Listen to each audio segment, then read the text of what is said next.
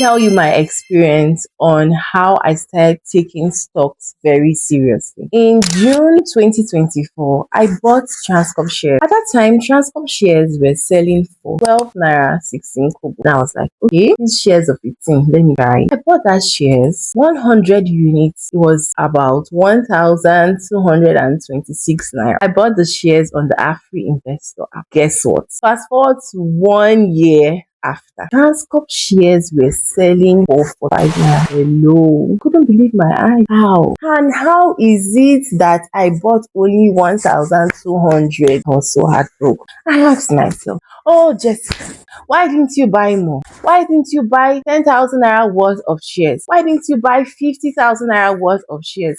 Why didn't you buy 100,000 naira worth of shares? If I had invested 100,000 naira in Transcorp shares at that time, I would have been making a profit of 400,000 naira, 150,000 naira. My heart was so broken. And a lot of you would even remember when GT were begging people to come and buy their shares. They were practically begging. They kept on sending messages, sending mails, a slice of orange.